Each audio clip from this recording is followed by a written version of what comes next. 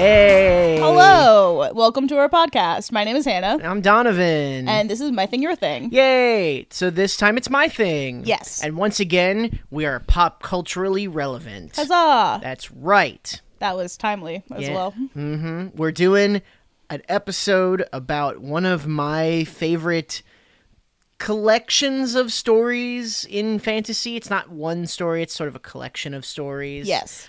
We are talking about the Tales of Dunk and Egg, or the Dunk and Egg novellas, also released in a single book called A Night of the Seven Kingdoms, and it's relevant because HBO is doing a show called Night of the Seven Kingdoms. Yeah. And it's about the Dunk and Egg novellas. Yep. And it comes out this Sunday.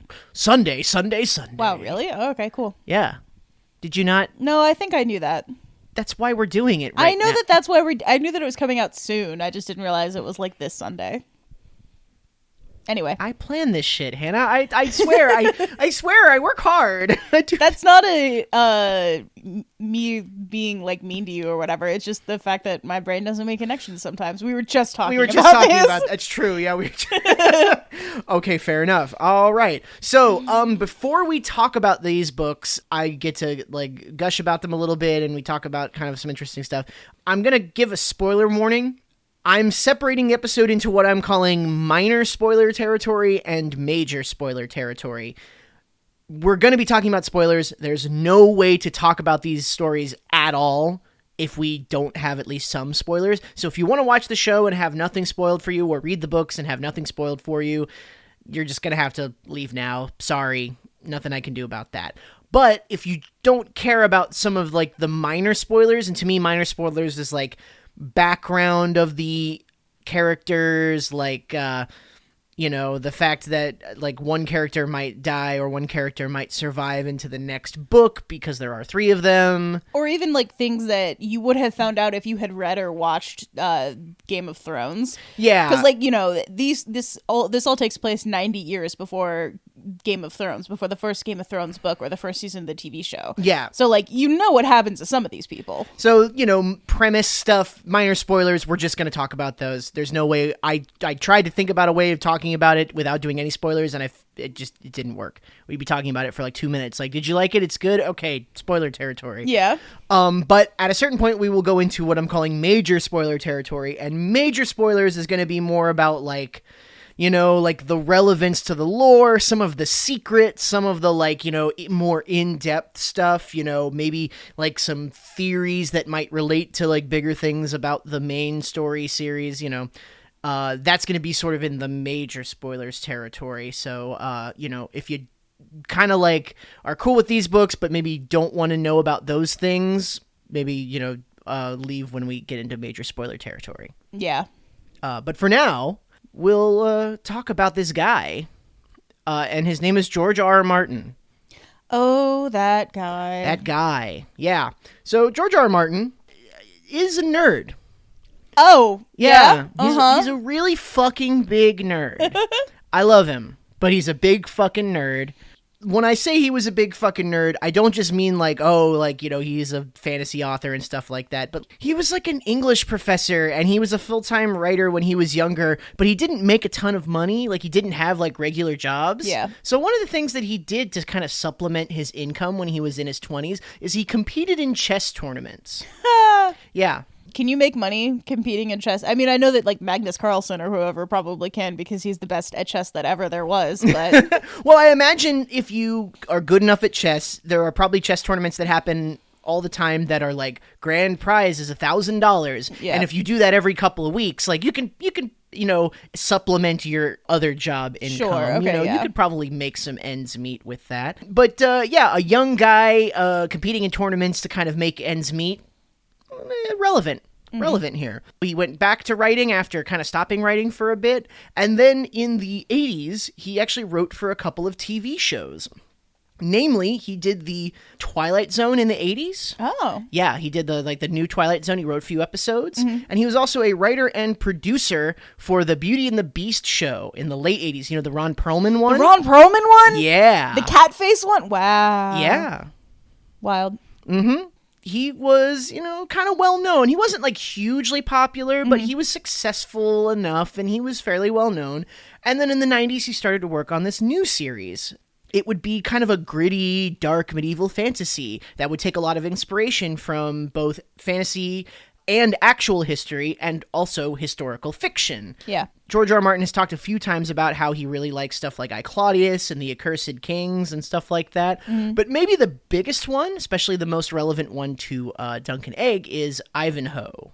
Yeah. Yeah. So Ivanhoe, if you don't know, was a historical fiction novel published in 1819. It's about a noble knight trying to navigate the religious, cultural, and familial politics of the time. Again, very relevant here. Yeah. It might be arguably the single biggest influence on the modern conception of the Middle Ages. Yeah. Because a lot of our modern conception of the Middle Ages comes from the Victorians, and a lot of the reason why the Victorians were really interested in it was because of Ivanhoe. Yeah. It was super popular in the 1800s. Like, British people fucking loved this book.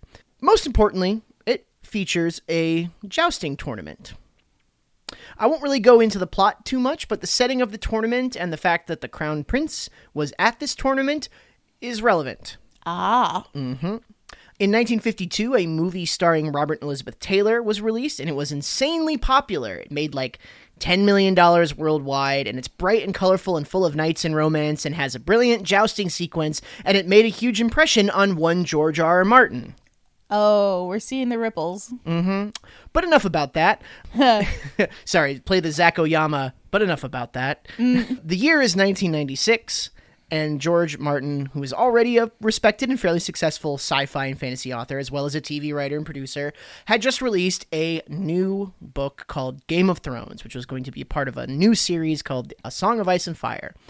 It wasn't like an immediate commercial success, but it was critically acclaimed. It won a bunch of awards, and it had like a really like rabid following. Like the people who liked it loved it. Yeah, that I know from like pulp culture osmosis. Like before the TV show, if you were a fantasy nerd, you liked Game of Thrones. Yep. So he was approached by a legendary award-winning author named Robert Silverberg. He was putting together an anthology of fantasy short stories with him and an all-star fantasy cast. They were all going to pitch a short story that existed in a fantasy world that they had already created. Oh, like a shared fantasy world? No. Oh, okay. Each of them were going to do their own fantasy world. Yes, gotcha. A short story within their own fantasy world. Here is the roster of that first Legends anthology. Orson Scott Card, Raymond Feist, Terry Goodkind, Robert Jordan, Stephen King, Ursula Le Guin, Anne McCaffrey, Terry Pratchett, and Tad Williams. I need to get my hands on this book. Yeah. They're like three of my favorite authors and then also a couple of shitheads. And we won't say which ones. No, you figure it out. You figure it out, yeah. But yeah, like I said, the idea was all that the anthology would be in pre-existing worlds. That's why it was called like Legends. It was like, yeah. Stephen King's, he did something in the Dark Tower universe. Ursula Le Guin did something in Earthsea. George R. R. Martin was supposed to write something set in Westeros. And he was like, well, I already wrote Clash of Kings, and I don't want to do another sequel to the main story or, anything involving the main characters because I don't want to spoil anything. So I'm going to write like a side story. I'm going to write a prequel. And it's going to be like long before the events of Game of Thrones. It's going to be smaller. It's going to be funnier. It's going to be more character driven. And it's going to feature a jousting tournament. Yeah. So he releases this first story called The Hedge Knight. Comes out in 1998. And it's pretty successful. This Legends anthology, it was pretty well received. It sold good copies, won a bunch of awards, and it helped to introduce a lot of people to George's writing. It's kind of hard to say for certain, but it is entirely possible that the Hedge Knight's inclusion in this anthology helped to kind of like introduce more people to the main series. Yeah, I can definitely see that. Yeah, it's kind of, weird to think of it that way now, but this was the second thing that came out that was Westeros related, so why not? The second Duncan Egg story, The Sworn Sword, would come out in 2003 in Legends 2. Basically, Robert Silverberg would do another anthology with most of the same authors, but also had a couple of new ones like Terry Brooks, Diana Gabaldon, Elizabeth Hayden, Robert Hobb, and, Neil Gaiman, speaking of shitheads.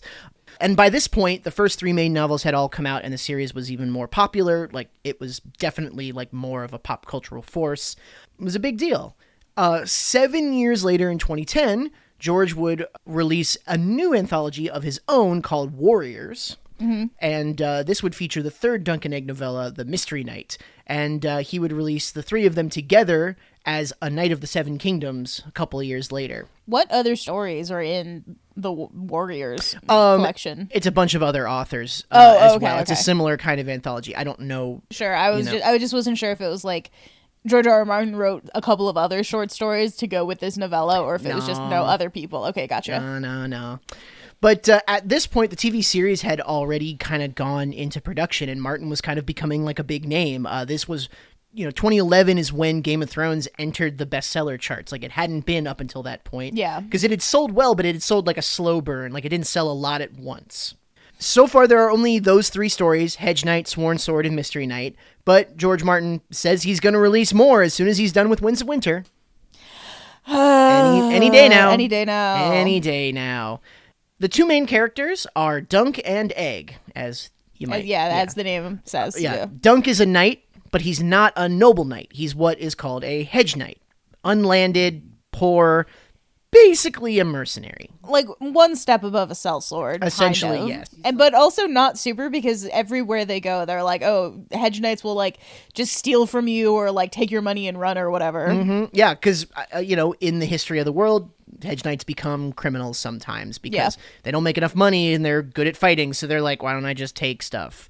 Dunk is not terribly good at being a knight. He's dirt poor, but he's also like 7 feet tall and super strong. Yeah. So, and he's got a good heart. He's a good guy. Someone taught him the rules of chivalry, and he was like, that is my ethos, that is my code, that is how I'm going to live my life, and then he just does it as hard as he can every goddamn day. Yeah. I don't know if this has ever been explicitly said, but you know who I think was an influence on Dunk? Who? Carrot. Yeah. He's a very carrot-shaped sort of person. Mm-hmm. Yes, both ideologically and physically. That's what I'm saying. Although I think that he is a solid, like, foot taller than Carrot. Oh, yeah. Like, maybe not at least 6 inches taller than Carrot. Yes, absolutely. The other character is Egg. Egg is his squire. He's a small, bald boy. And, again, we're going into minor spoilers. Just letting you know here.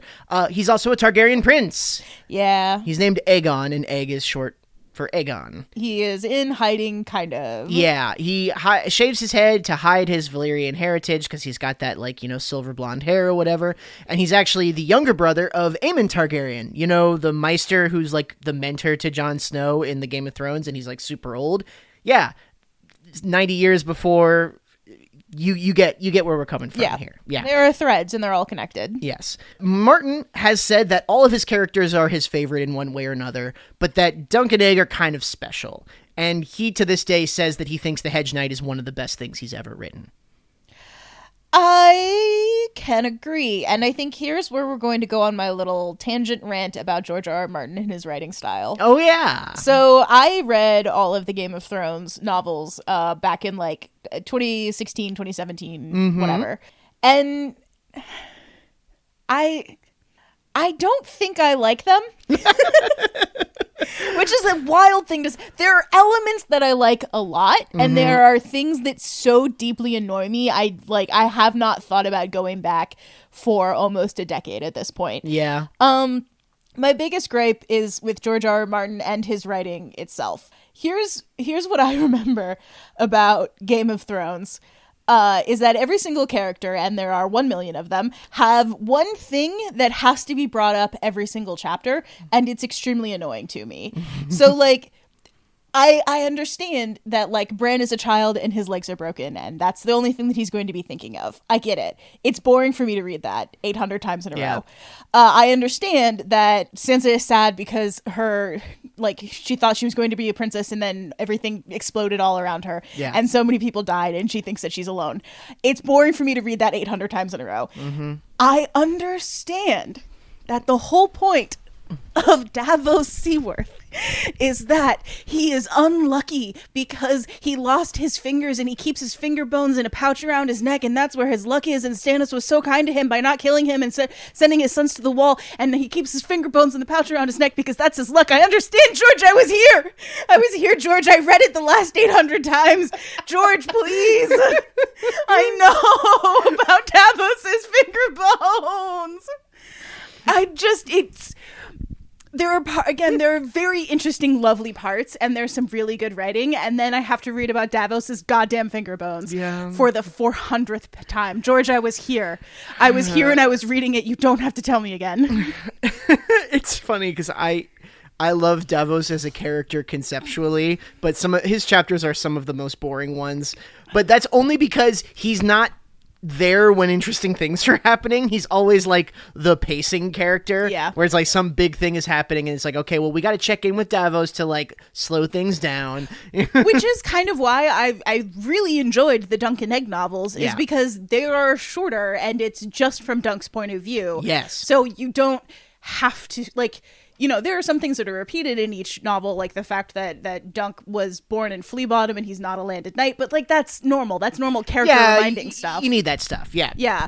It's not like I'm told every single novel about like one specific tragedy that he had, and he's taken painstaking detail to remind you about said tragedy. Dunk the lunk, thick as a castle wall. I will say, I think that he used that at least 4 times in each novel, and like by like the 3rd or 4th time, it was like, we could have done something else. I think it's fun. I think it's a charming how he thinks of himself.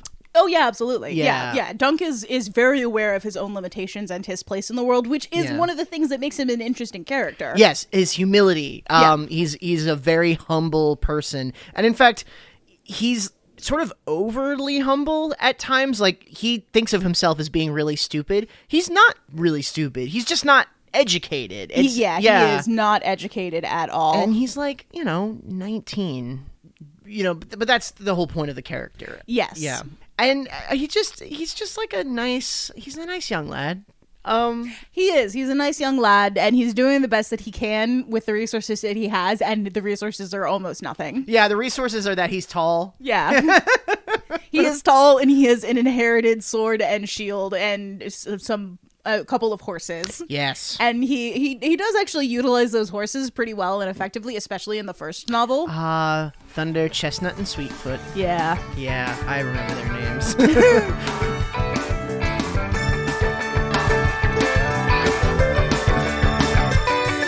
It's such a sunny day, such a sunny day, such a sunny day.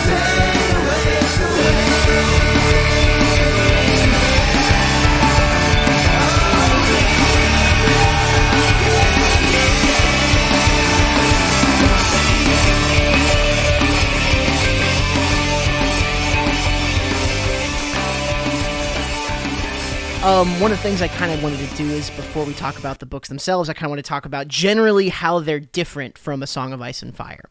Dunk and Egg, it's all told from Dunk's perspective. We don't hop between everybody's heads. We don't do any of that stuff. It is all through his eyes, and it's really only in his head. There's lots of other characters, but it is all told from Dunk's perspective. Yes. The stories are much more concise and personal. It's a lot less epic fantasy, and it's more about like class and morality and growing up, and like the politics and world building are still there, and it's top notch. That's like what you would expect from George R.R. Martin, but it's not as about like the big grand things. It's more about like the smaller things, which is really interesting because, again, I'm going to talk about this vaguely because this is major spoilers. Yeah. But like Dunk and Egg keep like winding up in situations where like national level politics are happening. And Duncan is like, I'm not involved in this. This is not for me. I am a knight. I'm a hedge knight. Whatever's happening here, not my business. Yeah. He keeps like walking into important meetings and he's like, nope, I'm leaving. I'm standing here and I am not listening, and then when you need me, I'll be here. Yeah. And there is magic, but it's more subtle and kind of in the background. There's like vague prophecies and things like that. Yeah, this is also a gripe that I have with Game of Thrones, is that it was sold to me as a book about like sword and sorcery. Yeah. And also there were dragons. And there aren't dragons until the last book. And so that's another gripe that I have. And to be fair, There are baby dragons. That's not really George's fault. Yeah, sure. It's the fault of the people who told me about these books. Mm-hmm. But also, like, there's no magic. It's not...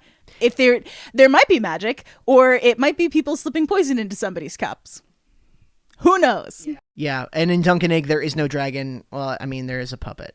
And the puppet looks really cool in the trailer for the show. I don't know. One other thing, they're funnier. Yes, they are. There's a lot more humor. There's a lot more comedy. There's more heart, I think. Mm-hmm. Like, it's just, I love Gurm. Good old Gurm. But he's got some bad habits as a writer.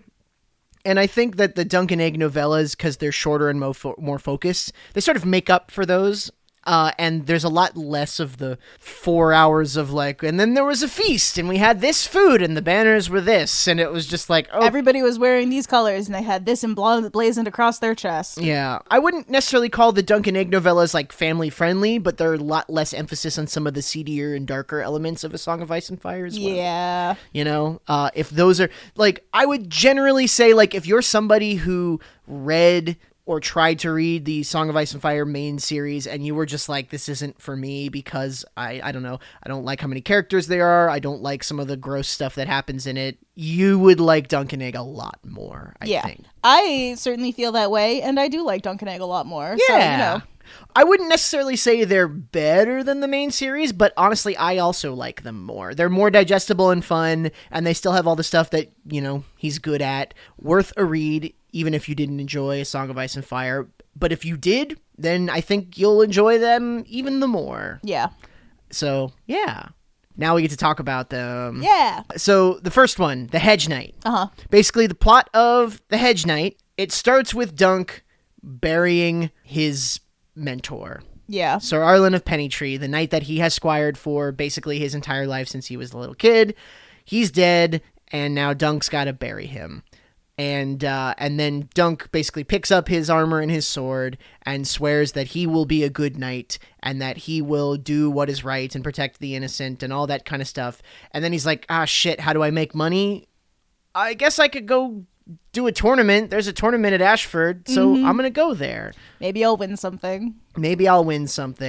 And he's like 16 or 17 in this first book. Yeah. Like, he is a child, essentially.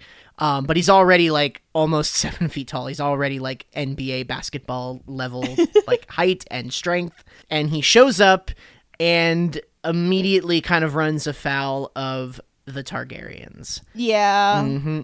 Specifically Aerion. Aerion is this like really Joffrey-esque asshole young prince who's kind of psychotic. Like, just actually like a psychopath. So he has big main character energy. Yeah. He kind of thinks that everything that happens is about him, which leads to one of the major conflicts.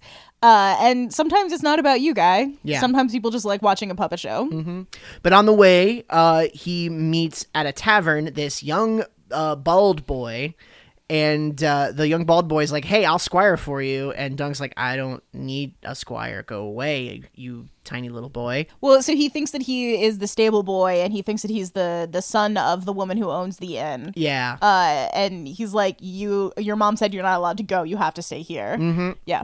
One kind of fun through line is that when Dunk first meets Egg, he thinks Egg's the stable boy, and then when Aerion meets Dunk, he thinks Dunk's the stable boy. Yeah. It's kind of a fun little, Throughout all of these novels, there is a running theme of people not being what they seem or who they seem. Yes. Dunk, he meets a girl who runs like the puppet show at the tournament. At the tournament. Yeah. And her name is Tanzel, and she's also very tall for a woman. Tanzel Too Tall is what they call her. Yes, but he's like, she's Yeah, not too she's tall not too for tall me.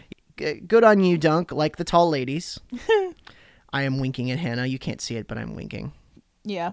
he kind of gets a little bit of a crush, and he asks her to paint his shield with his new heraldry because he can't use his, dead knight mentor's shield. Yeah, he can't use a penny tree because he's never been to penny tree. Yeah, he doesn't know what the fuck a penny tree is. Yeah. So she paints the sigil that he asks for, which is a falling star over an elm tree, which is essentially the scene of that first night where he sleeps outside of the tournament. Mm-hmm. And, things seem like they're going pretty well. Oh, wait. So before that, Egg showed up at his camp. Egg had followed Yeah. him there and showed up at his camp and was like, I'm going to be a squire for you. And he was like, fine, I guess. Yeah. Mm-hmm. And at this point, Dunk does not know who Egg is at all. He just thinks he's some kid. Tenzel and her party of, puppet people or whatever, they do a show where a knight slays a dragon. And Arion, being the psychotic bastard that he is, thinks, hey, I'm a dragon because I'm a Targaryen, so therefore this is propaganda. Yeah, this is anti-Targaryen political propaganda. Yep. So he starts breaking her fingers. Yeah. Because he's a psychopath. And then Dunk, being the gallant knight that he is, running in to protect the weak, runs in and punches his goddamn lights out. Yep. And Arion's like, you can't punch a prince. The hell's fucking, what are you doing? There are specific laws about this exact thing. Yeah. And so basically then they have a trial by combat to determine the essentially, the rightness of what was done. Yeah. And this is sort of the main thrust of the plot. Throughout all of this, there's a whole tournament going on. There's all these other knights. There's all this other politicking. Baelor Baelor Targaryen, who is the son of the king. He's the heir apparent. He is there, and he actually vouches for Dunk at one point that allows him to enter the tournament because he remembers Sir Arlen of Pennytree, and nobody else does. This is kind of like a thing about Baelor, is that he seems like he's like a nice, good, just ruler, and like, wow, won't it be great when he's king? Yeah. Like, this will be great. All of the problems in the kingdom will be gone because the king is good. Yes. Basically, Dunk has to fight in a battle with a bunch of other knights to prove his innocence. Yeah, it's a trial of the 7 where they're like each side has to have 7 people on it to fight. Yep. And if one person can't raise 7 knights, then that means that the gods have decided that they're wrong. Yep. And so this prince, obviously he can get 7 knights. It's kind of shitty that he picked this. Yeah. Because obviously he can get 7 people to fight for him. There are 3 king's guards right there. Those are like personal bodyguards of his, and who are also extremely good warriors. Yeah. And then there's Dunk the Tall, some guy who just rocked up out of goddamn nowhere. He has no friends. He has no one on his side. So it seems almost like the prince is going to immediately win. But because Dunk had made friends with Egg, and Egg eventually reveals who he is, Egg gets a bunch of people to come and help him out. Yep. And also, because Arion is a piece of shit, he antagonized a few of the other knights fighting. They want revenge on Arion. Yeah. Yeah, he like maimed and injured like one of the other knights who looked like he was gonna win, but he like Arion like killed his horse and made it fall on this guy, and he breaks his leg, and so he's like, I'll help you. I can't fight on the ground, but I can ride a horse, Yeah. Fun, interesting story. It's very isolated from like the main goings on of the world, but it does involve the Targaryens. It does involve, sort of this. Yeah, and there is a larger element to this too, Yeah. because there is a Baelor Breakspear, the king that everybody was very excited about. He is involved in this fight, and bad things happen. Yeah. Won't go into major spoilers here, but fundamentally the story asks the question, what is a knight? What is a good knight? Yeah. The whole point of the story is that all of these guys who have armor and swords and training and are really good at fighting aren't necessarily good people. They're just like doing shitty things because that's what the sort of power system that they live in allows them to do. And Dunk, who is just this hedge knight, just, poor fucker from nowhere who's not noble or anything like that, he actually does embody the cultural idea of like what it is to be a knight. An honorable knight, an too, honorable, yeah. good knight.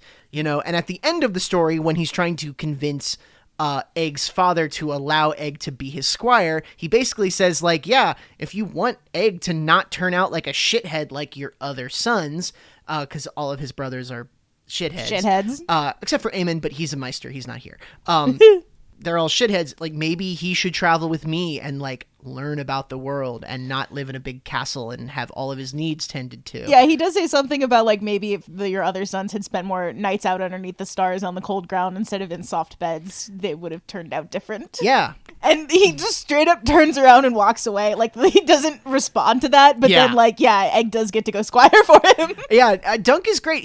It's really funny is that he is very uncomfortable when important big nobles are around him and, like, women are around him. Like, he doesn't know how to speak, but, like, he is honest to a fault. Yeah. Like, someone asks him a question, he will answer it honestly, even when it should be like, dude, read the room. But, like, that's the thing is that, you know, I want to talk about Carrot. Like, that's when you are a simple, straightforward person, sometimes you solve these problems because, you know, when you're trying to massage and smooth things over, you can misinterpret or you can lie and things that, but if you're just straightforward and honest and you just tell a plain truth, sometimes it connects. The through line with Carrot, Ironfriend, and Son, and it does apply here, is that simple is not the same as stupid, and it is deadly to confuse the two when you're dealing with people who can punch you real good. Yeah, and he can punch you real hard. And also, one of the themes is that, you know, Dunk gets in a fight at one point with the knight.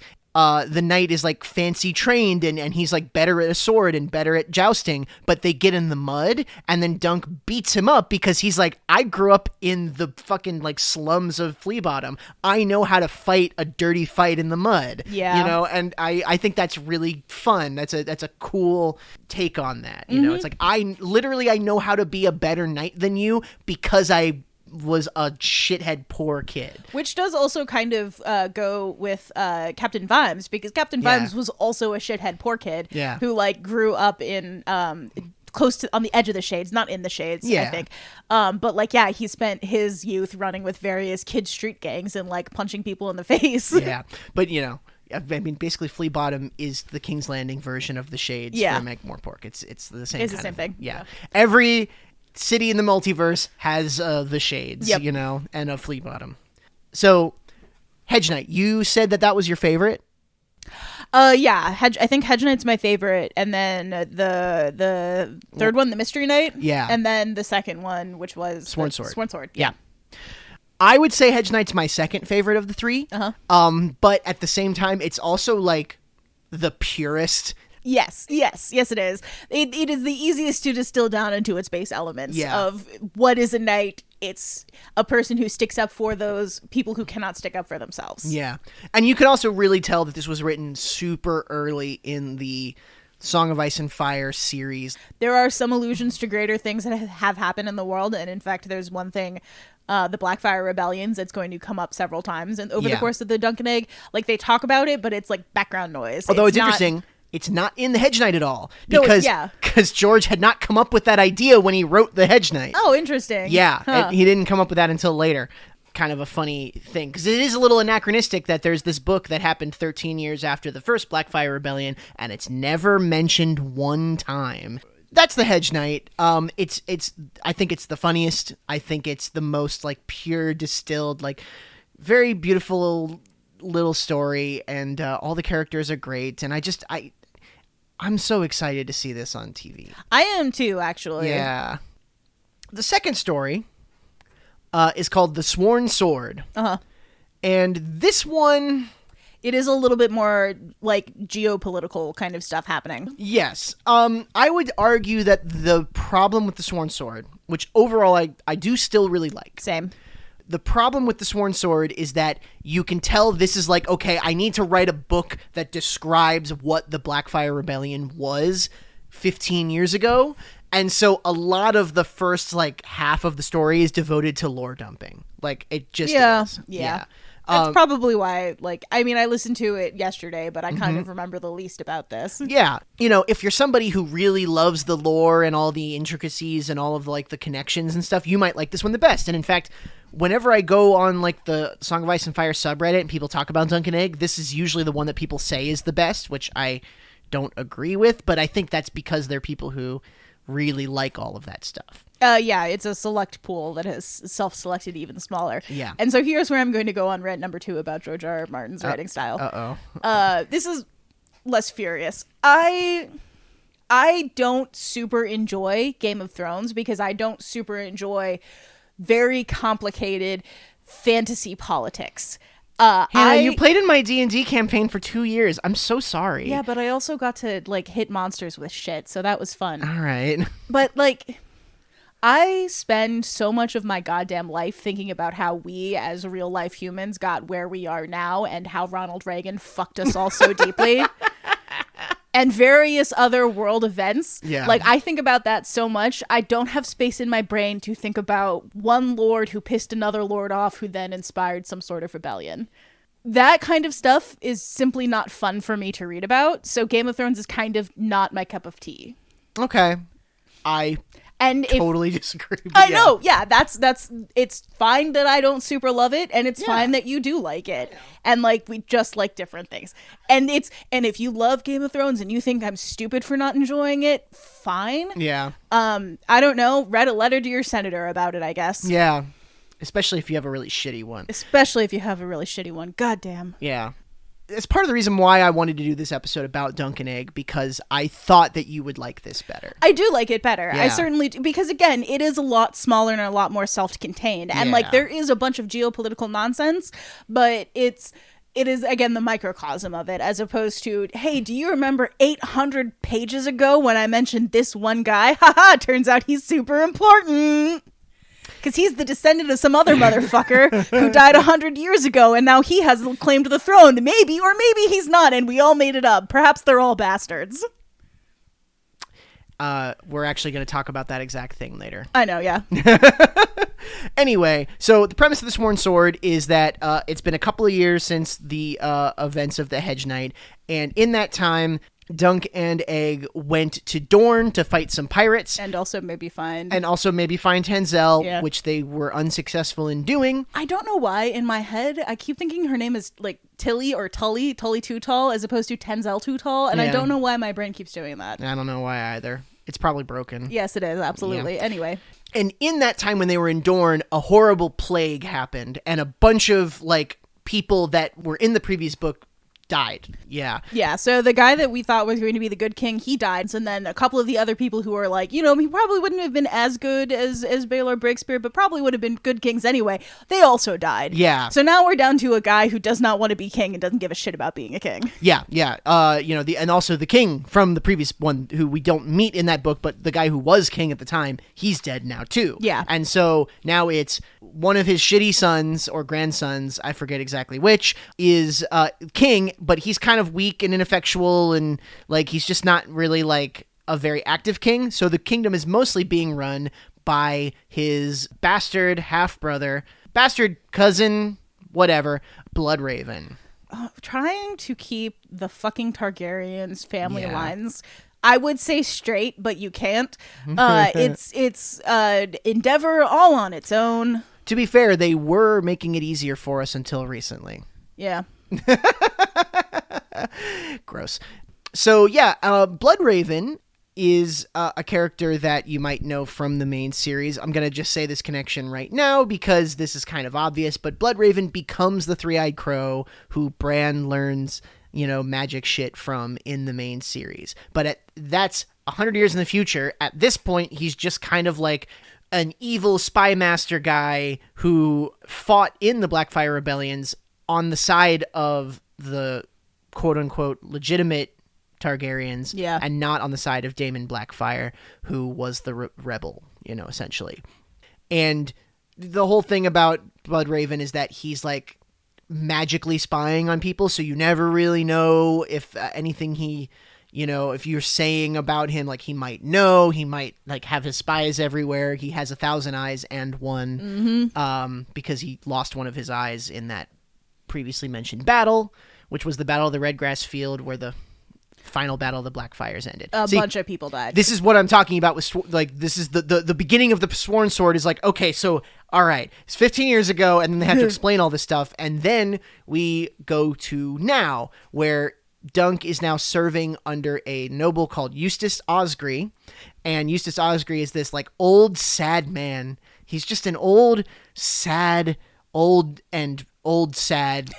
He's very sad and very old man. He's got Dunk and one other knight, and his other knight calls him Sir Useless. Yeah, and that guy is called the Brown Knight because he smells like shit. Yeah, because he doesn't bathe. Ew. I do kind of like in that book that like Dunk, it's noted that he takes several baths, and it's kind of like, you know, Sir Pettytree like told him of the importance of being clean. Yeah. But also I like that it's kind of implied that he's so grossed out by the Brown Knight that he's like, no, I have to take a more shower. baths because I clean. need to not be like this guy. Yeah, but essentially, Osgrey, he's like a formerly more important house, but now his house is really shitty and lame, like really small. He is constantly talking about the past glory of the Checky Lions, Yeah. which they no longer have access to. Yeah. So, but his small land around his keep, it's a horrible drought. It's really dry, and the bigger noble near him, Lady Weber, is stealing his water.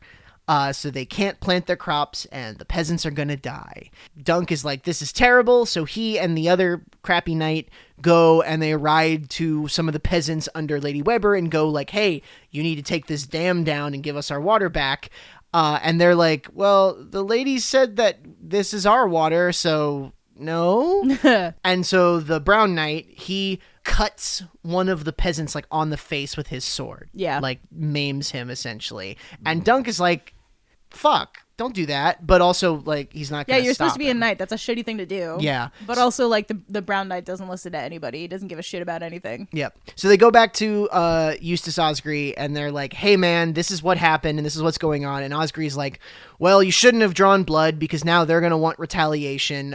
So Dunk, tell you what, raise a militia. Like teach all the peasants how to fight because we might need to fight them. So they get like 13 guys who Yeah. have at most held a pitchfork in their hands. Yeah. And they're trying to like drill them as soldiers, and they're obviously not going to do anything. Yeah, it's just not going to do anything. And so then Dunk is like, okay, I'm just going to go talk to her myself and see if we can figure it out. And the whole time they're really pointing out this like, oh, Lady Weber, she's this like witch who's killed all of her husbands. She's had 4 husbands and they've all died, so clearly she's poisoned them. She's a Yeah. horrible spider lady. Mm-hmm. And, you know, their house is, the Webers and their house is a spider. So it's like, you know, ooh, spooky. The Black Widow. Yep. Or do they call her the Red Widow? The Red Widow. Yeah. Yeah. So he goes to her castle. The castle, by the way, used to be an Osgrey castle. And you can still see a Checky lion carved above the gate a little bit. Yep. And the water that was being diverted is going to her moat. It's called Cold Moat. And the river was called the Checky River. Yeah. Yeah, and like that's the thing that like Sir Eustace keeps saying, like the Checky waters with all the Checky fishes in it, and like the Checky lion and all this kind of stuff. Yeah, everything is Checky, Everything belongs to me, or at least used to. or at least used to, until Yeah. my house fell into troubles. Yep. So Dunk shows up, and there's a knight at this Cold Moat called the Long Inch. Yeah, Because he's also very tall. not as tall as Dunk. Not though. as tall as Dunk, though, but also very tall. And he's kind of an asshole. God, he sucks. Yeah. He and sucks almost as much as the Brown Knight. Almost. And he tries to intimidate Dunk, but Dunk's like, hey, I'm just got to do my job. Yeah. So then he tries to humiliate Dunk by pretending that, like, some washerwoman is Lady... No, it's like the lady's aunt or something like that. yeah, whatever. And some old woman who is not the lady of the house is the lady of the Yeah, house. and so everyone laughs at him, and it's just like... But then Dunk meets Lady Rohan Weber, and it turns out that she's like this young, hot redhead. Yep. And she's kind of fun, and she's got freckles, and she's like kind of cool. And it turns out that 2 of her husbands died. Like she was married the first time when she was like what 10, 13, something Yeah, like that. betrothed. Not Yeah. really married, Yeah. betrothed. You But know? like she kept her father kept marrying her off to old men who then died. Yeah. Including one of them who died. One of them choked on a chicken bone, and then one of them died in the spring, which is like the euphemism that everybody uses when they say, oh, they died of the plague that happened. Exactly, yeah. And so, you know, she's not actually like horrible, scary, like witch, but, you know, she kind of uses that horrible, scary witch like persona to kind of like keep her power. Because she's a woman who's trying to rule land all by herself. Yes. However, she does have to get married because her father's will specified that if she's not married, then all of her lands revert to somebody else. Yep. And the Long Inch, that shitty knight, is basically like, I'm going to scare away everybody who wants to marry you because I'm going to marry you and become lord of the castle. Yeah. So she's stuck in a precarious political situation. But Dunk is like, hey, we need that water because, like... yeah, Dunk is very much like, none of this is any of my goddamn business. Yeah. We need the water because we're going to die otherwise. Yep, and she's like, well, it's my water. The king gave it to me because your lord is a traitor. And Dunk's like, what? Yeah, and it turns out Osgry actually served the Blackfires, not the Targaryens in the Targaryen War. He had said something that led Dunk to believe that he had fought with the Targaryens and not the Blackfires. And then he has this very interesting, when Dunk comes back and is like, you lied to me, he has this very interesting speech where he's like, if it had gone the other way, I would have been the right one and she would have been the traitor. Yeah, I forget exactly how he phrases it, but he says, like, we thought Daemon was the true king and Daeron was the bastard. And if Daemon had won, that would be history. That would be the truth. Yeah. And that kind of makes Egg specifically, who grew up like with the whole like, no, the Blackfires were all evil and the Targaryens were good, kind of realized like, oh, it like the history is written by the winners, huh? Yeah. Like we only think that because that's how it went. Little Egg and his broadening horizons. Yes, and that's a big part of all of the stories, but I think this one in particular, where Egg like is sort of like learning like, peasants are all dumb and like Dunk's like dumb and useless, and then he like sees these guys who like have wives and sons and things that they want to accomplish. Yeah. Even though they are just goddamn dirt farmers. Mm-hmm. And so, Egg, this is the story where he has the least to do of the three, but essentially like this is the one where he like learns a lot about like, like regular people are worth the shit, and maybe like being a noble doesn't mean I'm better than them. Yeah.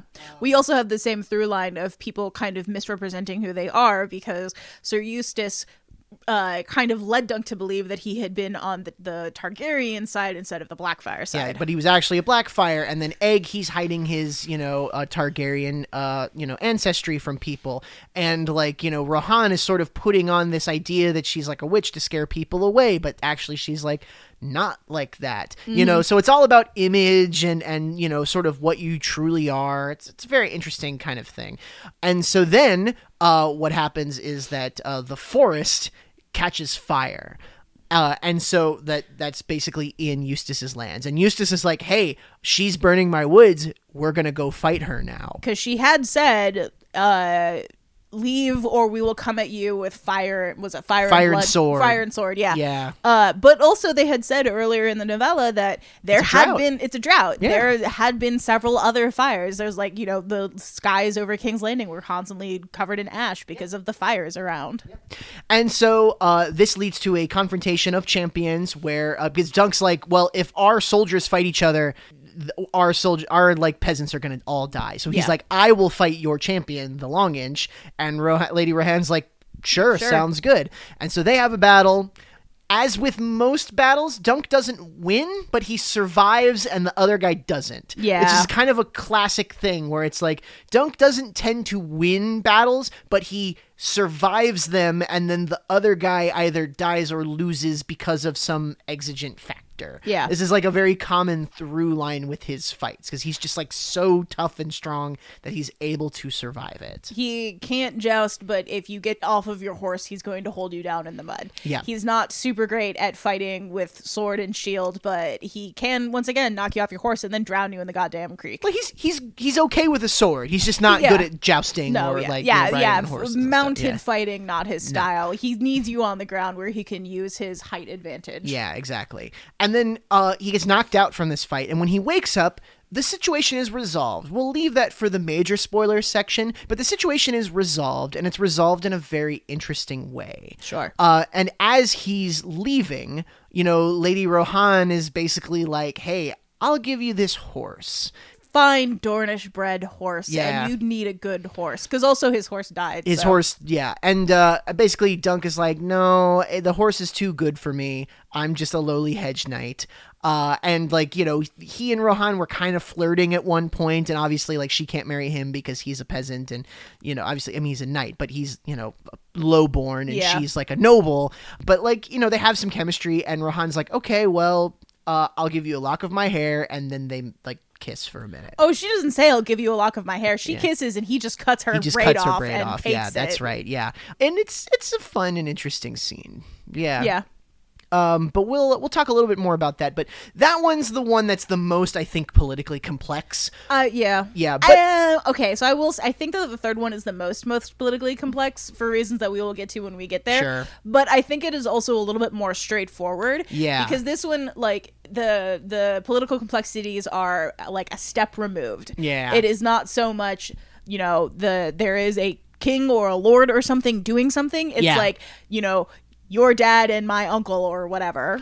Yeah. And I totally see why people who really love the richness of the world really like Sworn Sword, because it really does add to like this podunk middle of nowhere part of the Reach has all of these interesting stories, and so it's like, that's kind of cool. Yeah. And that is kind of a thing that I really enjoy about these, is that when I was reading Game of Thrones, I was very much like, okay, so this is what all the lords or ladies are talking about and thinking and doing. What the fuck are the dirt farmers doing? Yeah. You guys, every chapter, there's a scene where they talk about all of the delicious foods that they're eating. And I'm like, somebody put their blood and sweat and tears into the soil to make that apple grow, and I want to know what their life is like. Yeah. And this doesn't quite scratch that itch, but it gets a lot closer than anything else. Yeah, you see a lot more of the common people. You see a lot more of the regular everyday folks work in this society. Which also, like, the fact that it sucks that Sir Eustace was on the wrong side of a rebellion, and now all of his peasants are gonna goddamn die because they don't legally have access to water. That fucking sucks. That was a bad call by a king. Yep. So the third story is called The Mystery Knight. Mm-hmm. Basically, Dunk and Egg have left the service of Eustace Osgry, and they are going north because the Ironborn are raiding Stark lands. And so they're like, oh, the Starks probably need help fighting against them. We're going to go offer our service to the Starks. So they're marching north, and along the way, they run into a company of knights. And the company of knights are like, we're going to White Walls to do a tournament. And they're like, huh, I didn't know there was a tournament going on. And Doug's like, well, maybe I can win some money, being a knight in a tournament. Some of the setup to this one is very similar to the first one. It's kind of like the first one, except more politics in some ways, but that's kind of why I like it. Mm-hmm. Along the way, they meet a few other knights, and all of these knights are, like, weird. A lot of them are, like, loser knights in one way or another. Yeah. Like, there's this one guy named, he's called the Cat, because he's got big, like, whiskers. That's what they call him. And he's basically like, I'm going to lose in the joust because I just want the Lord to take me into service because I really like him, Yeah, he taught him how to hold a sword as a kid or something like that, yeah. Supposedly. And then one of them is this young guy, and he claims to be the son of Fireball. Yeah, of a previous famous knight called Fireball who fought on the Blackfire side during the Blackfire Rebellion. And Egg is kind of like, why would you be proud of that? Because that guy was a traitor. But again, that's Egg's perspective on this. So they get to this tournament, and at the tournament, everyone is like running around, and it's a marriage. Butterwell is the name of the lord, and he's getting married to a Frey. Like a Frey woman, and you can't trust a bloody Frey, as Alt-Shift-X says. Yep. And actually at this wedding there is tiny baby Walder Frey. Yeah. And Dunk is like, that is the most ugly and obnoxious child I've ever seen. Yeah. So nice little connection to the main series there as well. But immediately Egg picks up on the fact that all of the like noble houses and families that are at this wedding are all ones that supported the Blackfires during the Blackfire Rebellion. Yeah. And he's like, this is a traitor's tourney. At one point, there's a toast to the king, and a few of them hold their cups over the water, which is a reference to a historical Jacobite thing where when they wanted the Stuarts to be king instead of the House of Hanover, they would, when they toast to the king, they'd hold their cups over water because their king was across the sea. Across the sea, yeah. Very fun little historical element there that I think works really well. Mm-hmm. On the way to the tournament, one of the knights that Dunk met is a guy called John the Fiddler. And John the Fiddler is weird. He's like kind of making jokes, and he's like smells of exotic spices. He insists that he's just a regular hedge knight, but also his clothes are much nicer than anything Dunk can afford. Also, he is totally hitting on Dunk. Yeah. He's talking about trying his lance on him, and Dunk's like, yeah, sure, we'll fight. I'm not much of a jouster, but I'm very good with my sword. And he's like, oh, are you? Yeah. I love John the Fiddler. He's fun. They go to this tournament, and Dunk's like, okay, I just need to win one fight, really. Like, he's like, if I win one fight, I will break even, and if I win 2 fights, I'll make some money. Yeah. So he's like, I want to win 2, but if I win 1, that's fine. And he also says, like, he asks a couple people, hey, is there going to be a melee at this? Because he's better at that than he is at jousting. And they're like, a melee? At a wedding? What Yeah. are you talking about? No one does that. And he's like, all right. Wow. Beans. Beans. But the night before the joust, he gets super fucked up. He just drinks and drinks and drinks and drinks because it's a feast. And they keep proposing toasts over and over again. Yeah, and he's like 20. He doesn't have any like Inhibition control at this point. Not around alcohol, at least. Like the one vice that is socially acceptable for a knight to have. Yeah, exactly. At one point, he like leaves the feast to go pee, and while he's out there, he overhears some like stuff. Possibly seditious stuff. Yeah, and it's talking about how Bittersteel, one of the big knights from the first Blackfire Rebellion, won't support the new Blackfire Rebellion. And he's like, what? Huh? Whoa, what are they talking about? Yeah, and so he's just kind of like, whatever. And so then John the Fiddler comes out, and John the Fiddler, who is also drunk, starts like saying, I have magic dreams that come true. And Dunk's like, yeah. And John's like, that's right. I saw you as a member of the King's Guard. And he's like, what? What are you talking about? I'm a hedge knight. Yeah, and he's just like, no, I saw it. And also a dragon will hatch here. And Dunk is just like, what the fuck are you talking about? So Dunk's like, you know, the last time someone told me about their magic dreams, bad shit happened. Yeah. So Dunk is like, you know what? Fuck this. I'm going to bed. He goes to bed. Wakes up the next morning, fucking hungover as shit.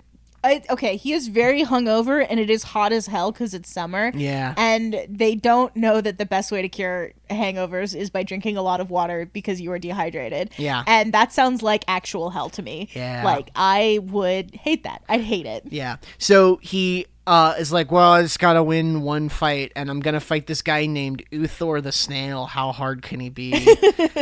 And then Uthor the Snail fucking kicks his ass. Yeah, he aims his lance directly at Dunk's head and knocks him off of his horse and knocks him the fuck out. Yep. And then he wakes up alive. Surprisingly.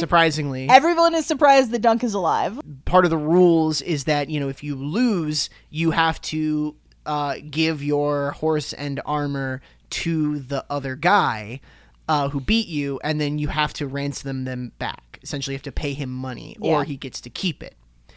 So he goes to Uthor, and Uthor's tent is like plain on the outside, but very fancy on the inside. And he's basically like, "Hey, I'm a grifter. Like, I basically take bets against myself to make money." And then I never win a tournament. I only ever finish like 3rd place. So I get a little bit of money. And, you know, this is how I like make my living. It's pretty good. Tell you what, why don't you work with me? And Dunk's like, no, because I'm a knight. I loved this bit. I loved this guy essentially inventing kayfabe because he was like, yeah, you'd have to like change your device and probably grow a beard so that you look more sinister so that I look better in comparison. Yeah. And just like out here like inventing like WWE essentially. Yeah. And Dunk is like horrified by this idea. He's like, no. That's lies. Yeah, this sucks. I'm a knight. I'd rather be honest and true and you know, you can have my horse and you can have my armor, but you cannot make me lie for you. Yeah. And then and even Egg is like, well, like we can probably buy you a horse and stuff, and he's just like, no, that's dishonest. My life as a knight is over now. And it's like okay, Dunk, you're being kind of an idiot here. Your head hurts because you got walked away real good. Yeah. Maybe take a night to sleep on it, perhaps, and then maybe make a decision tomorrow. Yeah. What happens next is that in the tournament, that kid Glendon Ball, who says he's the son of Fireball, is winning a bunch of tournaments, and it's like, hey, or winning a bunch of rounds of the tournament, and he thinks he's going to win. But as it turns out, all of the other knights actually are laughing at him and making fun of him, and Uthor tells Dunk that it's because he might not actually be the son of Fireball. He might just be some prostitute's son because his mother was a camp follower, and so nobody actually respects him, even though the fact that he's like a really good knight and can fight really well, everyone thinks he's below them. He is skilled, but he's probably a bastard, so he's not worth anything. Yep. And so there's this really interesting kind of thing where it's like there's all of these false knights, all these actual real knights who are false. They're all like, oh, I'm going to lose, or I'm going to grift, or I'm going to do this. I'm going to bribe my way to get the opponents that I want. Mm-hmm. And then, Glendon Ball and Dunk are like true, honest, trustworthy people, and they get no respect. No one cares about them. You know? But then during this tournament, the prize for the tournament, which is a dragon's egg, goes missing. An actual real dragon's egg, Yeah. which there have not been any dragons for how long now? About 100 years. Yeah. Yeah. But there are still eggs around. It's just none of the eggs have hatched. Exactly.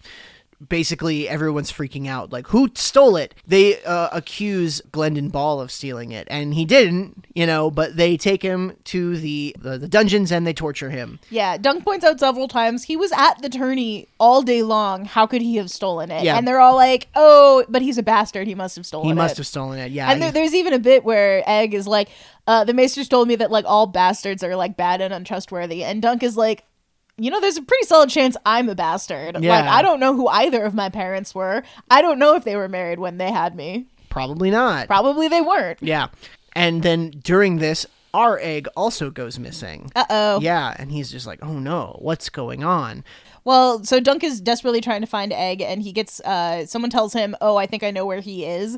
And that's when the guy who was with the fiddler, attacks him. Yeah, and basically this guy who was with the fiddler, I forget his name. Basically, he's mad at Dunk because John the Fiddler is horny for Dunk and not for him anymore, because I guess they had a relationship. Yeah. And Dunk is once again totally oblivious to this, and this guy tries to kill him, but then Dunk picks up a rock and smashes it in his face. And throws him down a well. Because Dunk is way stronger and better at dirty fighting.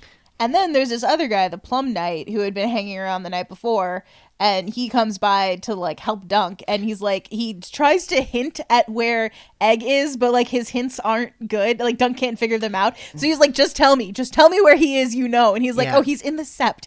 That's what he's with the gods. He's in the Sept. Yeah. Maynard Plum is my favorite character. I fucking love Maynard Plum. He's just this weird little funny trickster guy who exists throughout the whole story.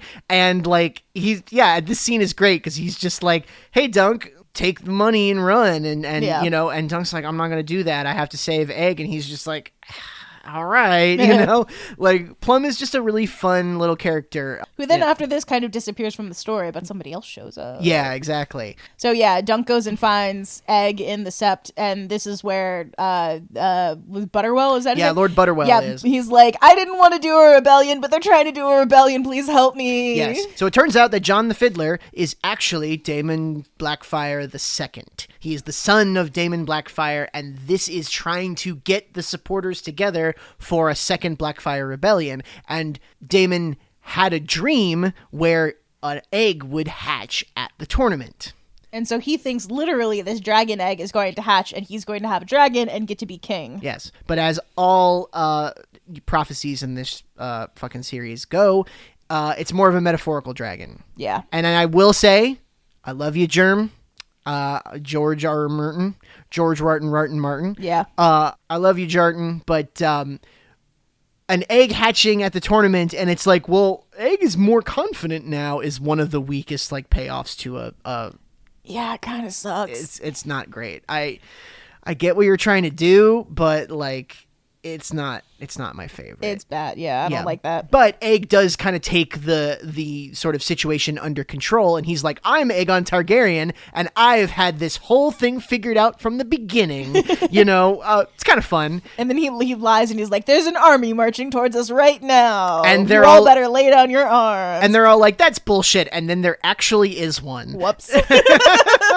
And Bloodraven, remember him? Yeah. He's here now, and he's like... This is the first time he actually appears on page. He does, yep. And he attacks the castle, and Butterwell surrenders it, and then they capture all of the traitors, but not before Glendon Ball gets to fight Daemon Blackfire, and Glendon Ball wins. Yeah. And everyone's like, Daemon Blackfire, you suck. They call him the Brown Dragon because he fell in mud. Yeah. And it's very fun. He does, however, when he sees the actual army outside, he does try and like rally everybody to be like, this is it. This is the rebellion. We're doing it now. And they're all like, no. Yeah, no. Not good. This was so deeply unprepared. I don't think that's going to work. And also he does not have black fire, the sword, which is like the big symbol. Yeah, Bittersteel still has it. Yeah. Yeah. At least I think he does. Probably. Anyway. It's not here, to be sure. So. Sure. Then there is the fun denouement where Bloodraven brings Egg and Dunk in and is just like, what the fuck were you guys doing here? Did you really think you could handle this all on your own? And Dunk was like, we didn't know what was happening. I swear I didn't know what was going on. I just wanted to fight in a tournament. Dunk was like, I had no fucking idea what was going on. And Egg was like, I had it all figured out from the moment we got here. And Bloodraven's like, you're both full of shit. Egg probably does think that he had it figured out, but like it's definitely like looking backwards of like, oh, I had this thought, and then like I was right with this one thing that I thought. Yeah. This is maybe my favorite scene in all three of these books is the scene where Bloodraven, Egg, and Dunk are all just kind of like talking. Yeah. Because it's so like, you know, it's so fun, and you know, Bloodraven, he's a great character because you hear about him and then you meet him, and it's sort of true, but also like kind of not. He's also like a real guy. Yeah. And you know, we also sort of know him from the main series, but again, kind of not, because that's not this Bloodraven. That's Bloodraven 100 years in the future. So he does at first think that Dunk is somehow more involved than he is, or knows more than he does, and then Dunk is like, no, I promise I don't. I promise this was one big accident. And he's like, yeah, okay, I believe you. Yeah. Like he is willing to take Dunk at his word on this kind of thing when other lords have shown that they are not. Yeah. So that's very interesting. And, you know, we kind of they dole out the punishments for all of, you know, the conspirators and stuff. And then Dunk gets like some gold. He gets a reward. Hey, good job, Dunk. You did it. Yeah, you helped out quashing this rebellion. Good job. Yep. And the book ends with, you know, Dunk and Egg continuing north to try and help the Starks fight the Ironborn. Yeah. For the next Dunk and Egg novella coming out 20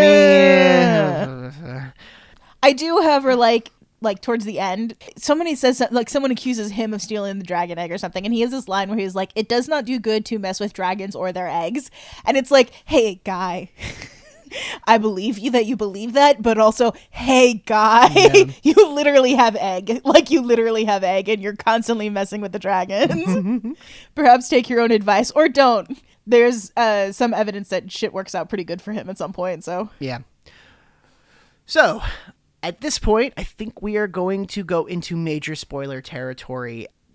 So, I'm going to start major spoiler territory with one of the things that I actually did not pick up when I originally read the books, but Alt-Shift-X has talked about a bunch on his, you know, videos, is that Dunk is not probably actually a knight. Oh, yeah. You sort of just assume, like, oh yeah, Sir Arlen Pennytree probably knighted him before he died. That probably didn't actually happen. Oh, yeah, I got that. See, when I was listening to the stories, because every time, like, when he first goes to the tournament and he first goes to the Master of Arms and tries to put his name in the list, and he's like, so this Sir Pennytree knighted you? And he's like, yes. Yeah. And he's like, every time someone asks him about it, he's very awkward. It's a few, there's a few allusions to, like, you know, people lie and he forgives them because he also lied, and then it's just sort of let there. And you kind of go like, wait, did he? When did he lie? Well, yeah, what would he have lied about? Yeah. And it's kind of the only thing he ever lied about. It really is that he says, yeah, definitely knighted me. And you totally get why, you know, even though he's so honest and so truthful with everything else, is he's literally like, this is the only life I know. And if I tell people he never actually knighted me, I don't have a life. Like, yeah. this is all I am. He can't go be a dirt farmer somewhere. No, he doesn't know how to farm dirt. He grew up in Flea Bottom, and for a while, and then he was a squire for the rest of his life. Exactly. There is also a line where, like, he says something about, like, I can't be too mad at Egg because I also know what it's like to want something with all of my heart and lie to get it. Yeah, exactly. I did not, for some reason, I didn't catch that the first time I read through it. And then the second time I read through it, because I have the graphic novels. Yeah. Second time I read through the graphic novels, I was like, oh, yeah. It's a great subtext through all of them. Is like, what does it mean to be a true knight? And the fact is that Dunk is the truest knight of them all, and he is not one. He's not actually a knight. Yeah. Yeah. Well, but so there's also a whole lot of Game of Thrones is what people think is happening is what is happening, and there's a lot of power in symbols. And so simply the fact that Duncan presents himself as a knight and says he's a knight, says he's a hedge knight, but still a knight. Yeah. And he does have enough chops to back it up, and he's got a horse and a sword and a shield. That's all the trappings of knights, my guy. Yeah.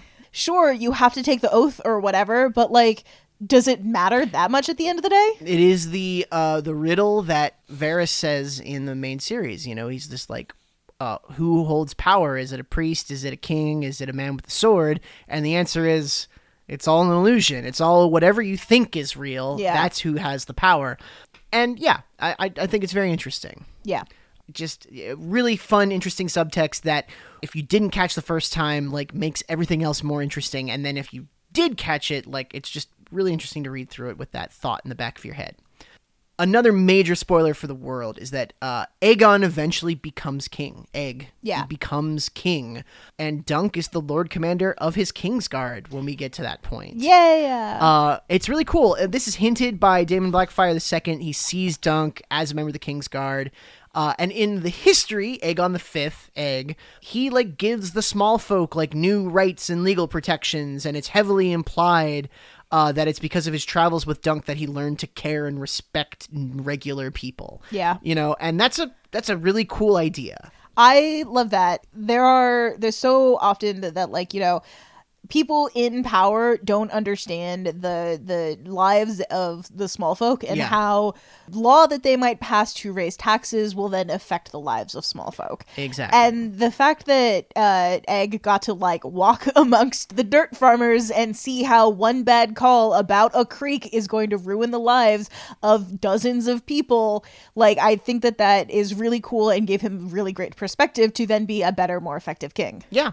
And what also is kind of interesting, because this sort of connects the two, like the shows, you know, House of the Dragon and Game of Thrones, and then this is sort of in the middle, and I wonder if the show will really kind of emphasize this, is that the Targaryens at this point are in decline. In the Game of Thrones show, they literally just rebelled against the Targaryens, and in the House of the Dragon show, the Targaryens are having their civil war that kills all the dragons. Mm-hmm. And so this is sort of that weird middle period where the Targaryens are still in charge, but they're declining in power. They don't have the fire of the dragons anymore. Exactly. And Aegon, this is a very major spoiler, Aegon, he eventually becomes obsessed with hatching a dragon. He says, like, you know, I tried to make the lives of regular people better, and all my nobles hate me, and the Targaryen power is declining, and all of my family doesn't do what I want to do. So to reestablish Targaryen power, I need to hatch a dragon. And so he begins to, like, try and hatch a dragon, and that leads to the tragedy of Summerhall.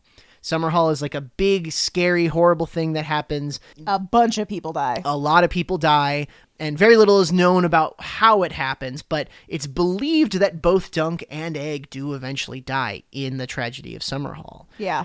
But Rhaegar Targaryen is born at the tragedy of Summerhall. He's literally born the day that it burns and everybody else dies, and Rhaegar Targaryen, father of Jon Snow, almost certainly, you know, like...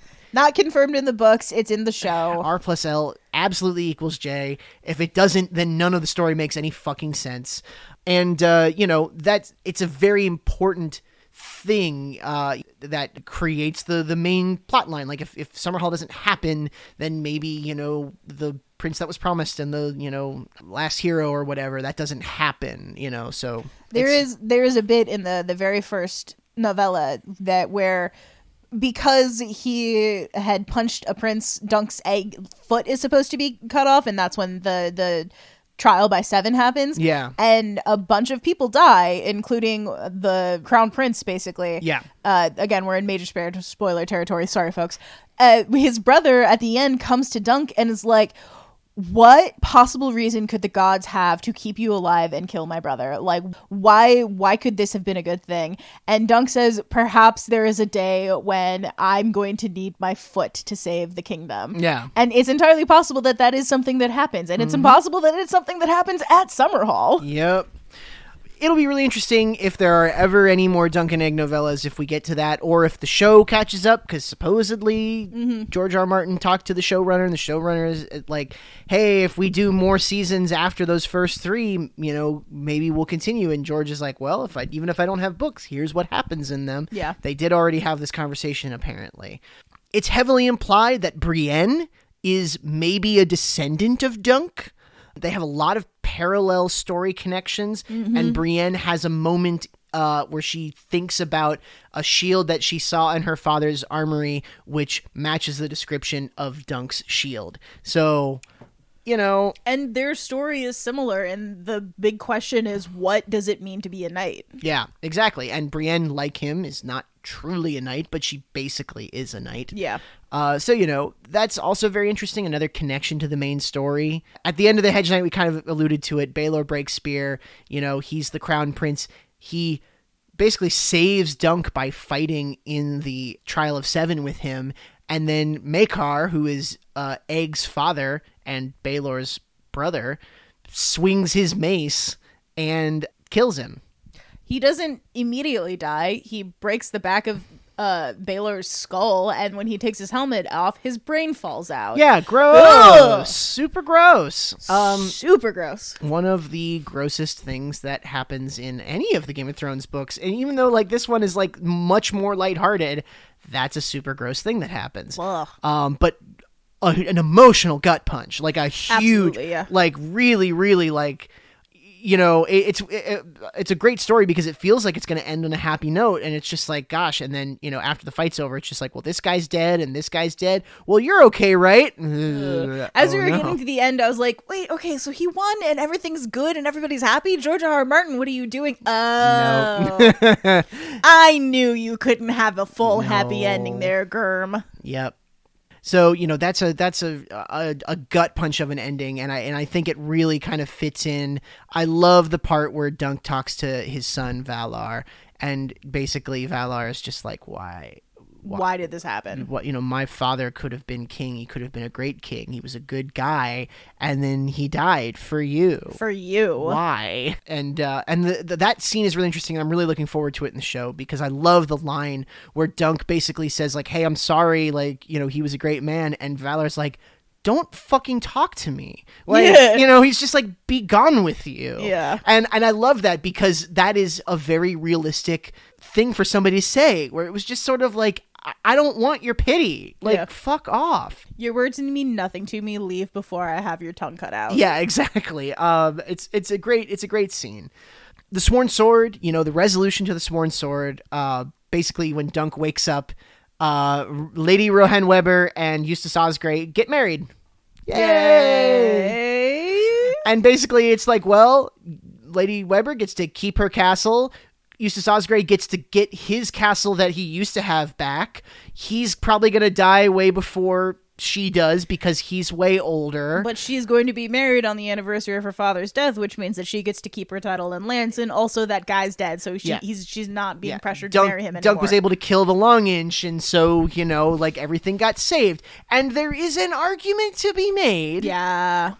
That I think Alt Shift X brings up pretty well. That maybe she kind of planned this? Yeah, she might have put in place a giant spider web of like ideas and lies and deceptions. Yeah, you know, she talks a couple of times about like how good of a knight are you, and like the first two husbands, she was like a kid, she didn't do anything, but maybe she did kill one of them. Maybe. Yeah, maybe she slipped that chicken bone into his, and maybe the other one didn't die in the spring of the plague, maybe he died in the spring of poison. Yeah, so... And maybe she did set that fire, or maybe she had someone set that fire, Yeah. and maybe she was trying to get rid of this guy that she really super did not want to marry, so she was fine. Despite the fact that she had a much larger and stronger army, she was fine with the two of them fighting because she was like, no, Dunk is going to ruin his life and I won't have to marry him anymore. Exactly. That's a really interesting ponder. Like, you know, because I think probably the truth is somewhere in the middle. It's like she didn't plan for all of it, but she probably like said, ooh, maybe I could make this work out in my favor. Yeah, you know? yeah. I think that, like, if I were to say this is what I think happened, I would think that probably she marched down there with all of her guys thinking we're just going to steamroll over these guys. And then Dunk was like, hey, what if I fight him? And she was like, oh, he's going to win. I won't have to marry this schmuck. Yeah. Go for it. Yeah, why don't you? And then she and Eustace bond over the fact that they both loved his son. And then she's like, yeah, I'll marry you. Yeah. Sure. I would a little bit like to see, I don't know if it's going to get touched on in later, but I would like to see, like, did she have any kids and were they his kids, or are there suspicions about those kids? So my understanding is that she does not have kids with Eustace Osgrave, but after he dies, she remarries and does have kids with her later husband. 6 times the charm. Yeah.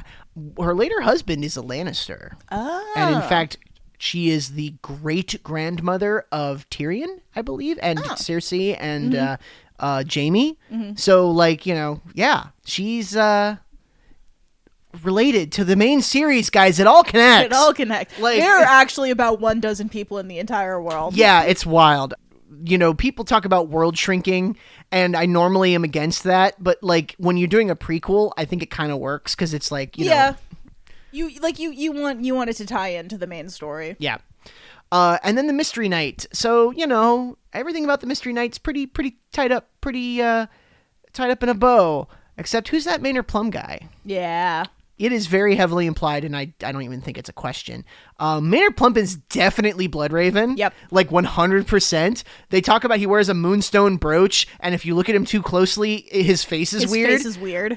He's doing magic. I fucking love Maynard Plum. Yeah. Because Bloodraven's this spooky, scary sorcerer who's like, woo, but then he, like, disguises himself as, like, a shitty knight, and he's like, I'm gonna have some drinks and fuck around and, like, tell some piss jokes. Yeah, like, I love that. I love that. The love that Bloodraven is like this 3-dimensional character. Yeah. And it is one of the things of, like, which is the real phase? Is he really Maynard Plum? Does he really just want to hang out with people, but he has to do Bloodraven shit? Or is he really Bloodraven and he just occasionally gets to let his hair down and goof off with some jerks for a while? Yeah, totally. And I really love that idea. Yeah. I think that he's a really interesting character because of that, and it also sort of makes, you know, in the future with Bran, you know, there's a whole question about whether or not, like, you know, is he doing evil things? Is Bran gonna be evil? You know, or is it more morally gray? Yeah. It's like... What is his plan? How many strings is he pulling? Are things going his way? Yeah. Or is he trying to do stuff and the machinate, like, because he's so far away and he's not actually, like, affecting things directly, are his plans going to go wildly astray? Yeah, it's kind of fascinating. I'm very interested to see you know, how the books resolve that. I also do quite like Bloodraven, like, despite the fact that he is running, like, a weird totalitarian, like, secret police kind of thing. Yeah. I do quite like that he's is again willing to, like, take Dunk at his word that they're not part of whatever the fuck this shit is happening. Yeah, like, you really get the idea that, like, Bloodraven is a, like, Machiavellian spy, but also he doesn't really care that much unless it's an actual threat. Yeah, so Yeah. I can kind of understand where that character is coming from, because he did live through the Blackfire Rebellion, and Yeah. there is an active, continuing Blackfire Rebellion going on not that far away, just across the ocean. Yeah. And so, like, I can totally understand him being like, no, I have to know everything that everybody says all of the time, otherwise someone's going to come kill me and my family and take power away from us. And also, my half-brother, who wants to sleep with my half-sister, who I want to sleep with, is a jerk. Yeah. God, the Targaryens are so fucked up. Yeah. Anywho, HBO's doing a show. Yeah. So far, just The Hedge Knight, 6 episodes, 30 minutes each. A lot shorter, but maybe that's a good thing? Yeah, I mean, especially because, like, these are novellas. They're not, like, 1,000-page long books. I think that 6 episodes even might be a little bit much, but the fact that they're only half an hour each, like... Yeah. When they said 6 episodes an hour, I was like, that might be a little too long. But then when they said 6 episodes, 30 minutes, I'm like, that might be too short. Yeah. Like, maybe, like, 3-4 hour-long episodes, but then 3 hour-long episodes and 6 half-hour episodes is kind of the same thing, so... I don't know. It's lower budget. Again, maybe that's a good thing. Yeah. There certainly aren't going to be any dragons except for that cool puppet Yeah, but and also like it also can be lower budget because they're only going to be in one location the whole time. Like they don't need to be filming all across the entire goddamn globe. Yeah, supposedly they're not gonna have like the Ramin Djawadi like dun, dun, dun, dun, dun, dun. It's just gonna be like a simpler opening. Oh, that'd be cool. To kind of like emphasize the fact that it's in one place and they're not doing tons of crazy stuff. George has wrote a whole blog post which I suggest you read. And he basically talked about how excited he is and how he saw the whole season and he thinks it's fantastic. Like, he's very much like, this is exactly what I wanted it to be. It's as close to the book as a reasonable person can ask for, which, is remained to be seen whether or not George is a reasonable person. But the way you were describing his writing process, this man is deeply unreasonable, but he's mostly hurting himself and actually his fans, so I take that back. Maybe a little bit, but we're fine. We're fine. If no one is being hurt by the fact that the book doesn't exist. You know what? Fair. Like, I don't know. We had this conversation before, but it's just like, he doesn't owe you anything. Yeah. Like, if you never get that book, that sucks, but like, you'll survive. You'll be fine. Like, go read some fan fiction. You'll be okay. I was going to say, that's what fan fiction is for. Make up your own ending. It'll be fine. If you get it, great. If you don't, you're not harmed in any way. Yeah. Stop fucking, like, asking him when he's going to die. Like, that's some fucked up... You people are crazy. Oh, God. I know none of you listening are like that. All of you listening are cool, but I'm saying the royal you, The actors, to me, look mostly right. Yeah. I will say Peter Claffey's like way too old, but if they do continue making the show and they get into like Dunk's later life, I do think Peter Claffey is a good age right now to be like, well, if you're still making Dunk and Egg in 7-8 years, he'll be like a proper age to be Dunk later on in his life. You'll probably have to recast Egg, but maybe that was kind of like purposeful. Like, you can do that during one of the time skips anyway. Yeah, we did that with Rhaenyra. They hired young Rhaenyra and then older Rhaenyra, and my God, they look exactly the same. It was such good casting. Yeah, the casting of the younger versions of Rhaenyra and Alicent and the older ones, it's actually legitimately scary how they look exactly the same. Anyway, but Peter Claffey, apparently, like George R. R. Martin said, he is just Dunk, comes off the page, and I'm really excited to see that. Bertie Carvel is a really good actor. I don't know if he looks the part for Baelor. Because Baelor is supposed to be Dornish, and he takes more after the Martell than the Targaryen. Yeah, exactly. And think about like who have played the Martells so far. It's been like Pedro Pascal and Alexander Siddig, and and we're gonna have Bertie Carvel, who looks like a British white guy. I'm sure he's going to do a good job. It's kind of weird for the character. You can do some stuff with makeup. But they don't, though. Like, I've seen what he looks like in the show, and I don't think they do. Beans. It doesn't. Maybe they're really de-emphasizing that part of the character. Like, possibly, it might just not be that important to the show, which is fine. Dexter Sol Ansel, who is playing Egg, he looks perfect. Like, he looks like a weird looking bald kid. Yeah. And he's kind of cheeky and funny, and that's like the whole thing. Yeah. I love it. And Finn Bennett, like, as Arion, he looks perfect. He looks absolutely perfect. He looks like a psychotic teenager, and that's exactly what Arion is, and I'm really excited to see him play that The little bit part. that I saw from the trailer, like, just his face was on screen, and I'm like, fuck that guy. Yeah, apparently he, this like... was before I knew anything about the story. It was just the guy's face. I'm like, no, fuck you. Apparently, he said he got, like, ready for the character. He wanted to play, like, a sullen, angry teenager, so he listened to a lot of, like, heavy metal. He listened to a lot of, like, angry, like, metal. It was just like, you don't understand, Dad! Like, that's... It's not a phase, Mom! Exactly. I'm gonna be breaking peasants' fingers my whole life! I'm very excited. I'm looking forward to it. Will we ever see any more books? Oh, are you gonna talk about your timeline theory? I mean, yeah, I will. Yeah. So this is not really related to this, but Dance with Dragons came out in 2011. That means that he probably finished it in 2010. In 2014, he said he was 1/4 of the way done. In 2022, he said he was 3/4 of the way done. And so if he started in 2010, he was 1/4 in 2014, 3/4 in 2022, that means he would have been halfway done in 2018, which means he will be finished in 2026. That's right. You heard it here first.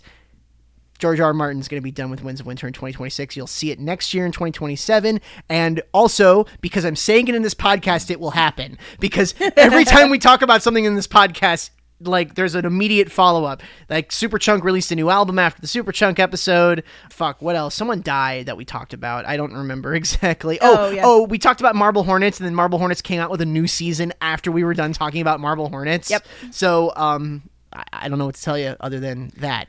It turns out we were the magic the whole time. Yeah. George Martin said that there will be no Dunk and Egg novellas until after Winds of Winter is released, which fine, makes sense. He's basically said a couple times that that's the next book for sure, definitely.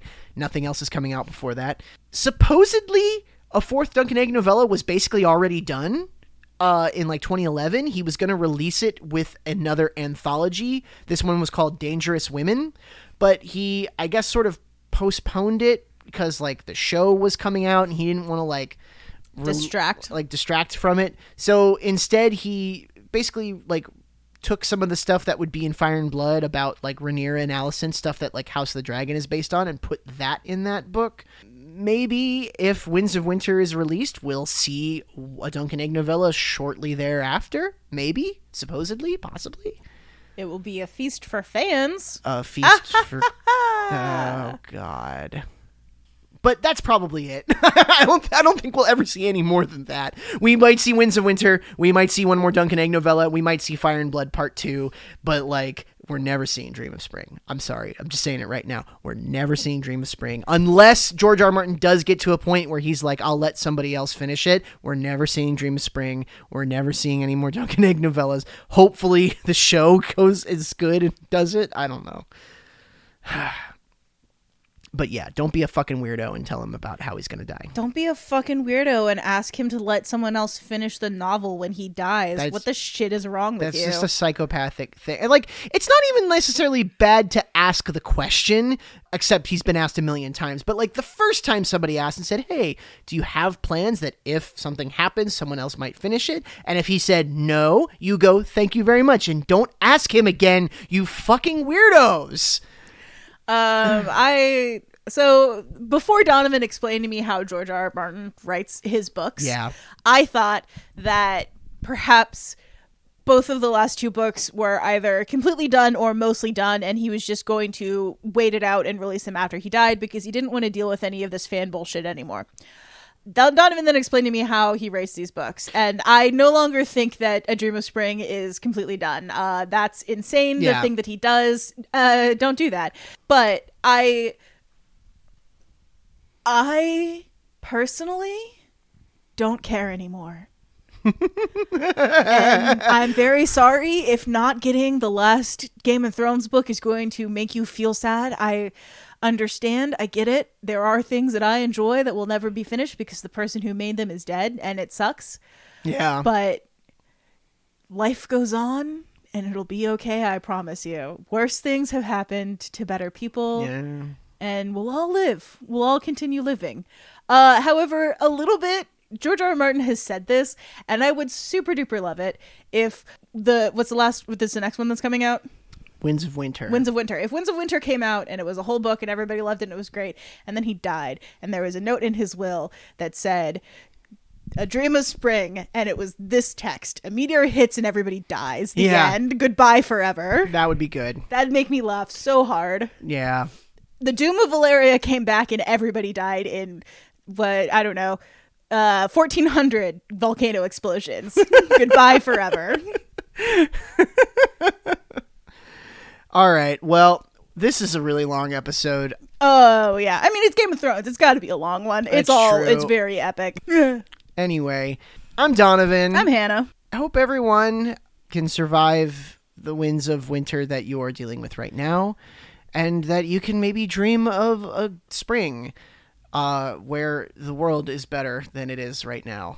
Be like Dunk. Be a good knight and an honorable person. Yeah, be a good knight and an honorable person, and if you see a person in power abusing someone else by breaking their fingers, punch them in the goddamn face. Yeah. Do you think you could get in trouble for that?